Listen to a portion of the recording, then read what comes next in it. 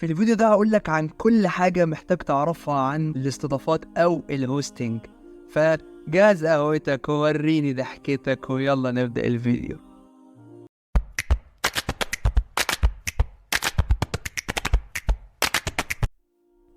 الحمد لله ربنا كرمك بوظيفة وعملت اللي مطلوب منك وجه وقت تسليم البروجكت للكلاينت، واكتشفت انك محتاج ترفع الموقع على حاجة اسمها هوستنج عشان اليوزرز يقدروا يتصفحوا الموقع ده.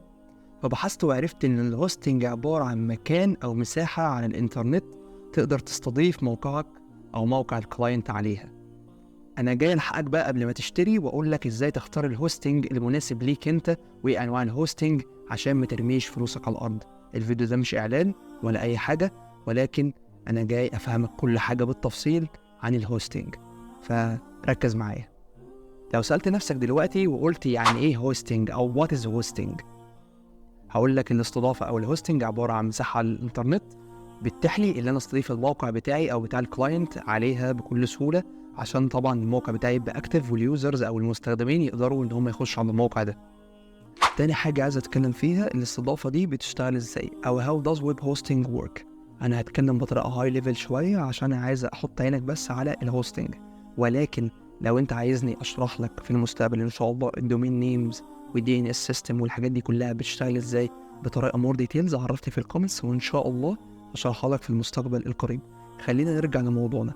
انا كديفلوبر خلصت الويب سايت بتاعي وعملت له ببلشنج. دلوقتي اليوزرز عايز ان هو يخش على الموقع بتاعي، فيفتح اي براوزر اذا كان جوجل او فايرفوكس او ايا كان، وهيروح في خانه اليو ار ال يكتب الدومين نيم بتاعي، وممكن نقول الدومين نيم ده عباره عن لوكيشن بيوديني للويب سايت بتاعي.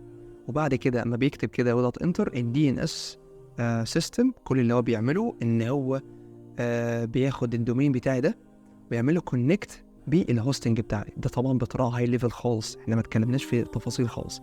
ده بس اللي انا عايزك ايه تعرفه دلوقتي في الفيديو ده، وزي ما اتفقنا لو عايز نشرح لك الحاجات دي بطريقه مور ديتيلز اكتر عرفني في الكومنتس.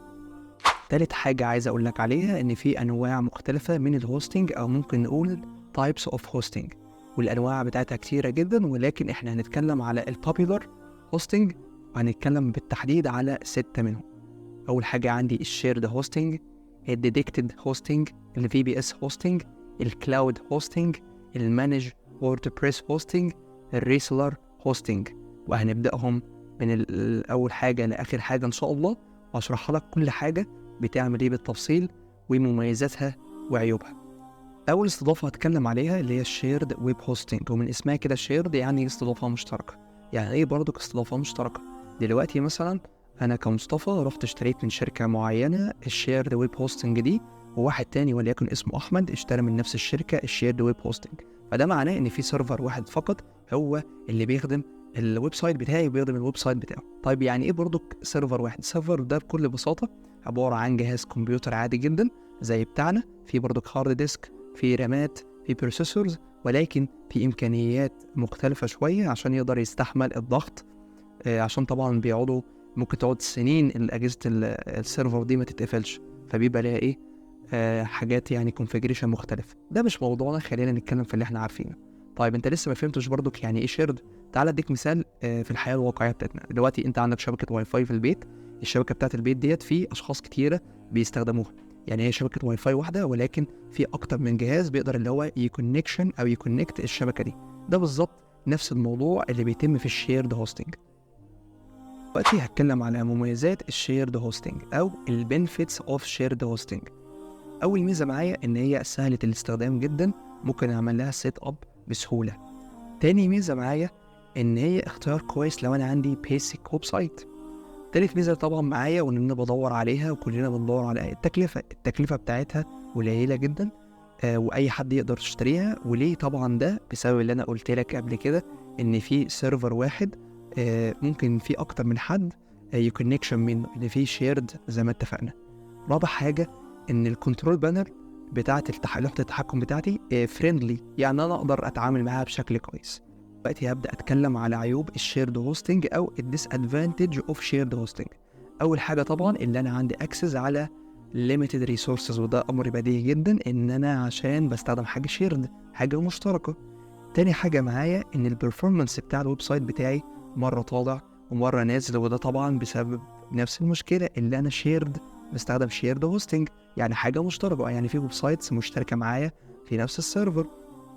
تالت عيب عندي وده خطير بالمناسبة، إن السكيورتي مش أفضل حاجة ممكنة. رابع عيب عندي وده برضو أخطر منه، إن أنا دلوقتي ما عنديش دعم كافي. أغلبية الشركات ما بتقدمش ماتش سبورت للنوع ده من الهوستنج.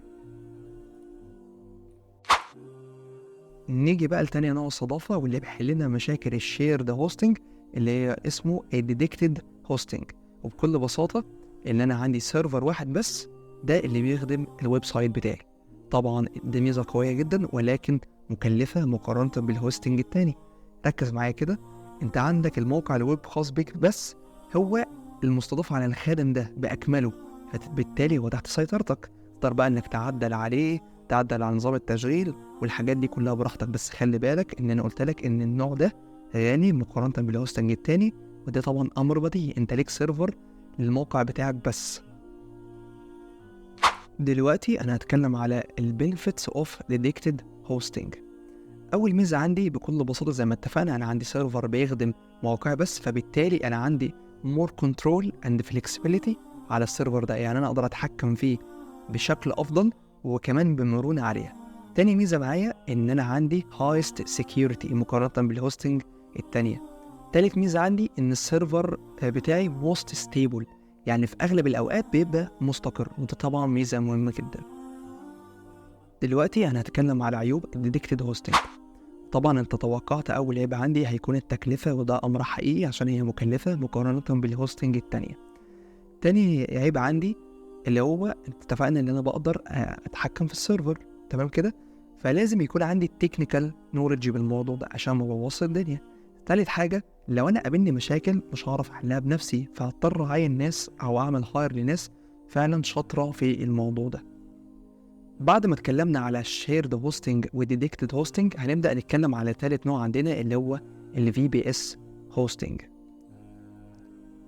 وانا مش حاطط ال VPS هوستنج رقم 3 من فراغ، ولكن عشان هي بتكومبينيشن الشيرد مع الديدكتد، يعني بتاخد خصائص الشيرد والديدكتد في نفس الوقت.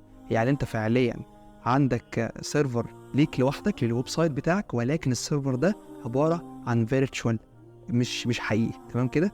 اصلا VPS ده اختصار لكلمة ايه؟ Virtual Private Server. يعني وتعالى بقى اشرح لك يعني ايه Virtual Server. بص يا صديقي، انا عندي سيرفر واحد بيتقسم لسيرفرز افتراضية بس كده. سيرفر افتراضية دي بتبروفايد الويب سايت بتاعك، يعني كل ويب سايت ليه سيرفر، ولكن السيرفر ده مش فيزيكال، حاجة افتراضية. ولكن ده معناه ايه؟ معناه اللي انا باخد برضك القوة بتاعت ان انا عندي سيرفر واحد بس هو اللي بيتحكم في في الموقع بتاعي، مقارنة بايه؟ مقارنة طبعا بالشيرد هوستنج. يعني لو قلت انهي احسن، هتلاقي برضك ان الVPS افضل. ليه؟ عشان انت عندك كومبيوتنج باور، عند الباندويدز والحاجات دي ان شاء الله هنبدا نتكلم عليها برضك في الفيديو. بس انا بقول لك كده ان انا عندي بكل بساطه كده، ده اللي انا عايزك تعرفه، ان الVPS ده عباره عن سيرفر بيتقسم لسيرفرز مختلفه، والسيرفرز دي عباره عن فيرتشوال، وكل سيرفر مسؤول عن الويب سايت. يعني في حاله ان انا اشتريت الVPS ده وواحد تاني اشترى الVPS ده، كل واحد فينا عندنا سيرفر مختلف، وده عباره عن فيرتشوال سيرفر. ده اللي انا عايزك ايه تعرفه دلوقتي. وزي ما قلت لك ان الVPS افضل من الشيرد هوستنج، ولكن مش افضل من الديتكتد هوستنج، وده طبعا امر بديهي. دلوقتي هبدا اتكلم على مميزات الVPS هوستنج. اول ميزه عندي ودي من وجهه نظري قويه جدا، ان الهوستنج فليكسبل، يعني اقدر اعمله انكريز او ديكريز للستورج، يعني اقدر اقلل او اكبر المساحه بتاعتي والباندويث، تمام. دي اول حاجه. تاني حاجه، لو انا عندي جود ترافيك. يعني ايه جود ترافيك؟ يعني بيجي لي زوار كويسين للموقع بتاعي، مهتمين بالموقع بتاعي بالحاجه اللي انا بقدمها وكده، فده هيبقى اختيار كويس جدا لو انا مش عايز اصرف فلوس كتير، تمام كده. تمام. بدل قلت لك مش عايز تصرف فلوس كتير، فاكيد تالت ميزه عندنا ان الهوستنج دي رخيصه مقارنه بايه؟ بديدكتد هوستنج. دلوقتي هبدا اتكلم على عيوب الVPS هوستنج. اول حاجه عندي طبعا اللي انا عندي fewer resources مقارنه بايه؟ بالديدكتد هوستنج. يعني انا عندي دلوقتي موارد اقل لو انا هقارن بالديدكتد هوستنج طبعا، بس دي التكلفه اقل، خلي بالك. تاني حاجه عندي ان انا عشان اقدر استخدمها برضو لازم يكون عندي تكنيكال نوليدج عشان ما ابوظش الدنيا يعني. دلوقتي انا هتكلم على رابع هوستنج عندي وهو الكلاود هوستنج. طيب الكلاود هوستنج ده بيحل لنا مشكلتي. بص يا صديقي، فاكر في الفي بي اس لما قلت لك انت عندك موارد اقل اللي هو فيور ريسورس، وعندي برضك مشكله في الديدكتد والفي بي اس ان هو الاستورج والكاباسيتي لها ليميتيشن، تمام كده؟ طيب في حاله الموقع مستقر اظن دي مش مشكله قوي. فعايزك بقى تتخيل معايا السيناريو ده، ان الموقع بتاعك بقى فايرال. يعني ايه فايرال؟ يعني شفت انت لما بتكون مثلا بتشوف فيديو كده بتلاقي بقى فايرال، يقول لك الفيديو ده فايرال يعني وصل لناس كتير جدا. بالظبط الموضوع ده برضو بيحصل عندنا في الويب سايتس، ان هو في فيورز كتير جدا بيخشوا على الموقع بتاعك مره واحده. فدلوقتي انت محتاج ايه؟ تمانج الترافيك ده، اللي هي يعني ايه ترافيك اصلا؟ الترافيك ده زي ما بنقول كده ده بترجمه حرفيه ان هي حركه المرور حركه المرور على الموقع بتاعك. يعني المرور هنا مرور الزوار طبعا، مش المرور اللي هي كلمه السر، خلي بالك. وترافيك اصلا جاي من اسم هي ترافيك اللي هي بتاعت اشارات المرور والكلام ده كله.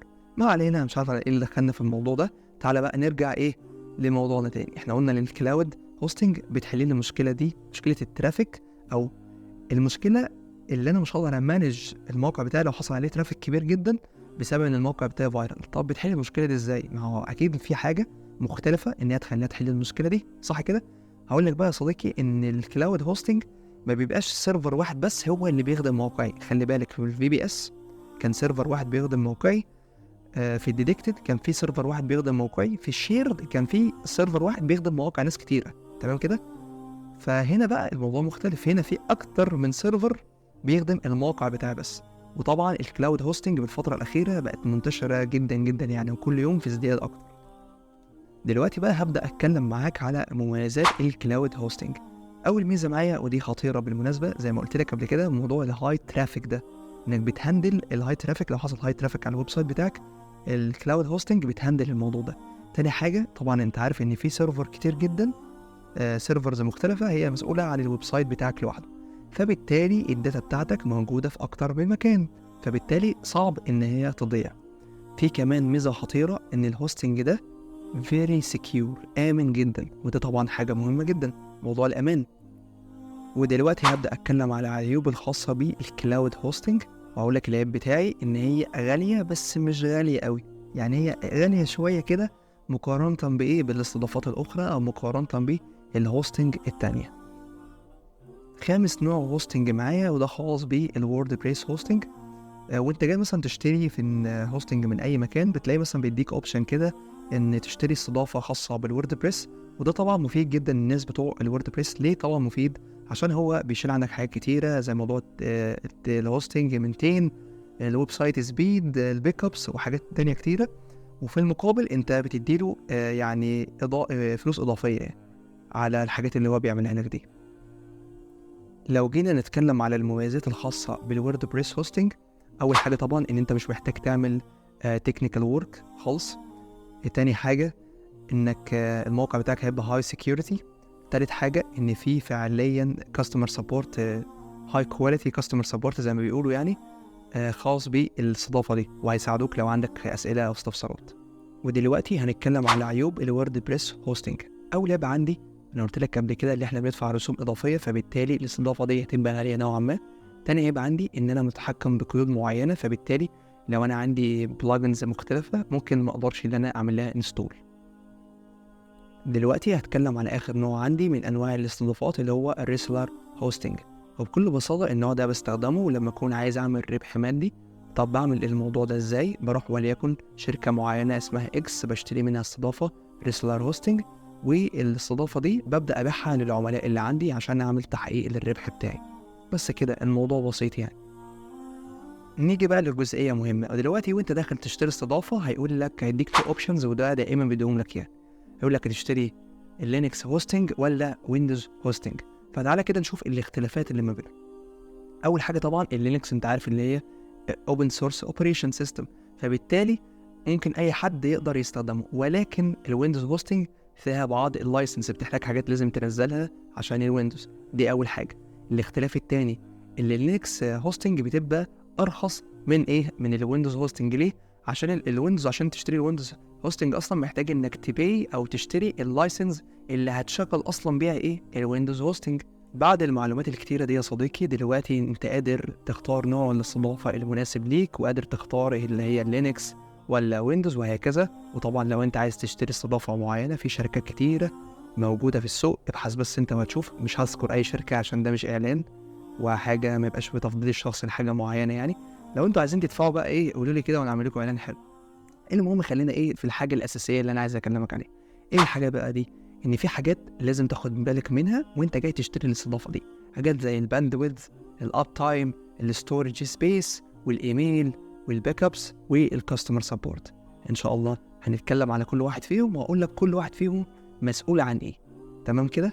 فركز معايا. خلاص احنا خلصنا الفيديو ده، اخر جزئية. فعيد نشاطك كده ببق قهوة ولا حاجة، فاهم؟ ما انت مجهز قهوتك من اول الفيديو، ما تقلقش الموضوع بسيط جدا. نبدأ بأول حاجة معانا خالص وهي الباندويدث. يعني ايه باندويدث؟ بكل بساطة الباندويدث دي بتقول لك ايه حجم الداتا ما بينك وما بين الفيزيتورز اللي هم اليوزر اللي هيشوفوا موقعك.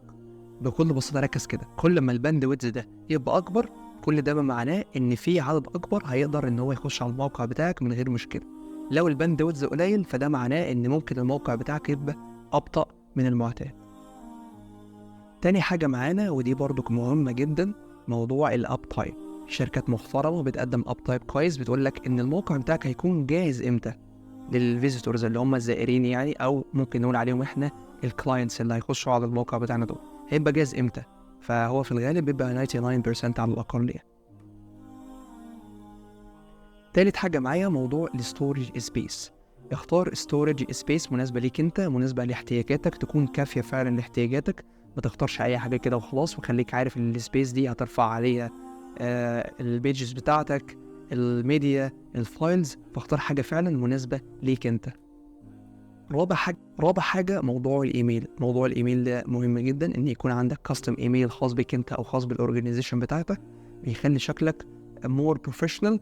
مثال مثلا ان الايميل بتاعك يبقى اسمه info@mustafa.com، غير لما يكون مصطفى 351@gmail.com. طبعا انت عارف الفرق. فموضوع الايميل ده ما تستهونش بيه.